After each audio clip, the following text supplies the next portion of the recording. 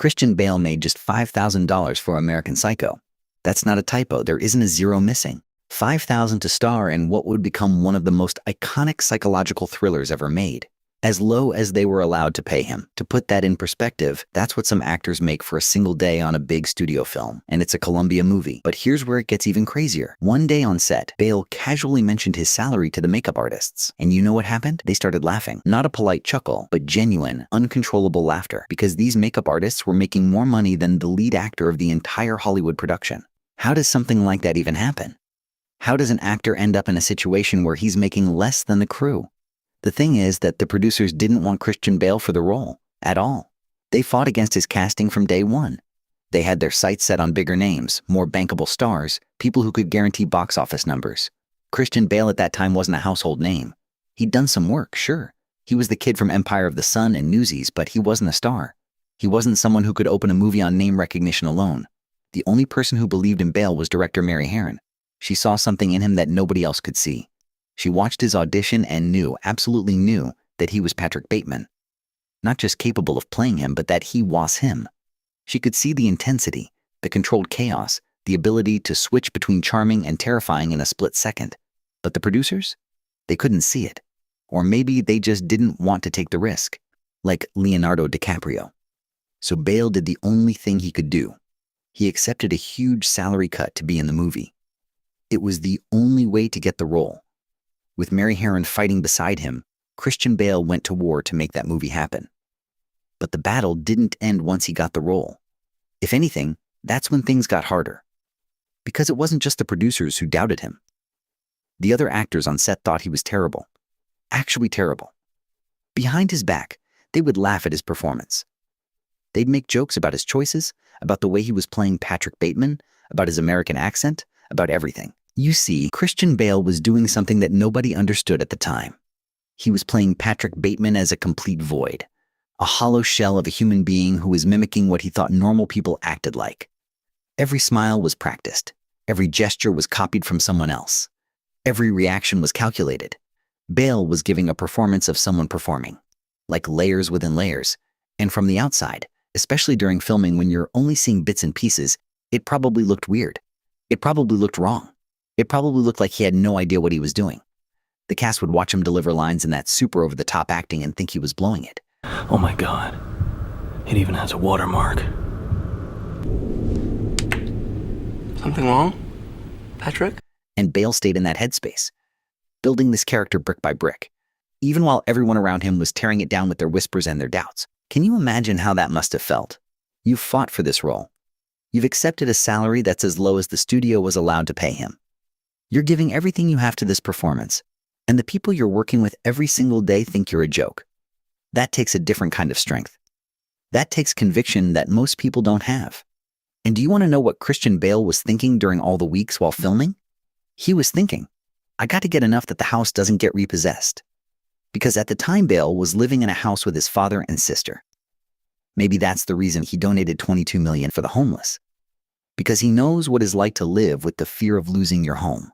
But then, when they finally watched the finished film, when they saw all those pieces come together, when they understood what Christian Bale had been building this entire time, everything shifted.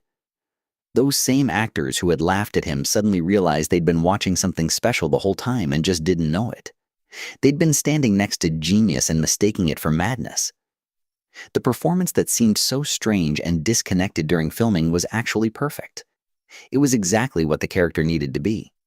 Patrick Bateman wasn't supposed to feel real because he wasn't real. He was a mask, and they saw how the movie launched Christian Bale into a completely different stratosphere. He became Christian Bale. Capital letters, one of the greatest actors of his generation.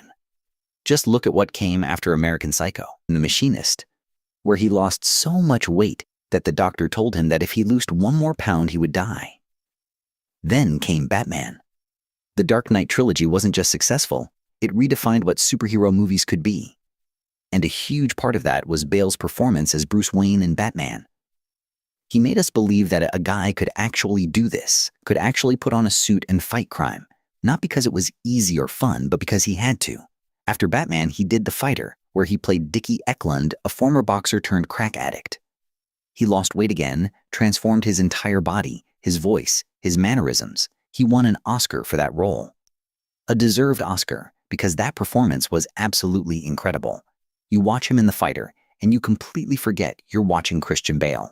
You're watching Dickie Eklund. He is a true talent. Then The Big Short, where he played Michael Burry, the socially awkward hedge fund manager who predicted the 2008 financial crisis.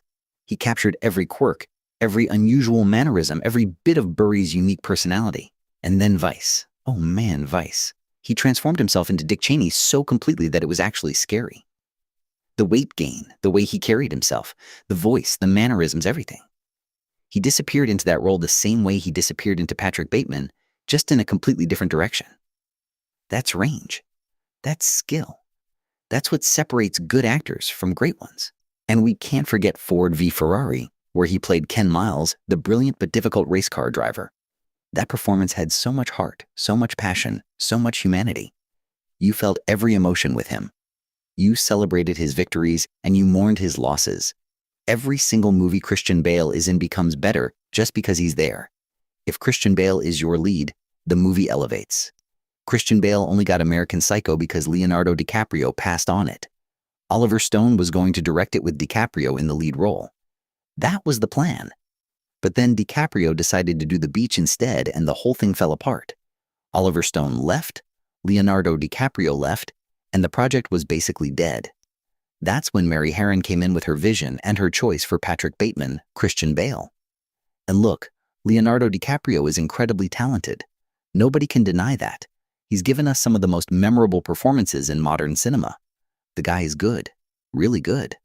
But Christian Bale makes every role his own in a way that nobody else can. You're never watching Christian Bale on screen. You're watching whoever he's decided to become for that movie. The transformation from that guy who got paid $5,000 and was laughed at by his co-stars to one of the most respected actors in Hollywood is remarkable. But it didn't happen by accident. It happened because Christian Bale never stopped working. He never stopped pushing himself. He never stopped finding new ways to disappear into characters. He could have taken that Batman money and coasted for the rest of his career just doing big blockbusters and cashing checks. But he didn't. He kept seeking out challenging roles, kept taking risks. He truly is one of best actors of all time.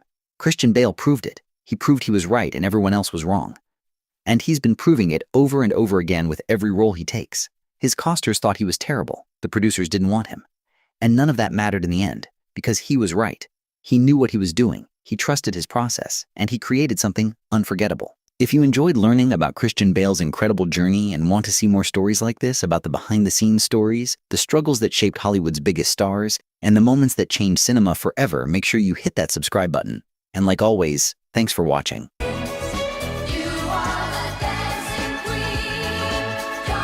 Why isn't it possible? It's just not. Why not, you stupid bastard? Baby, don't lie to me. If I didn't have anything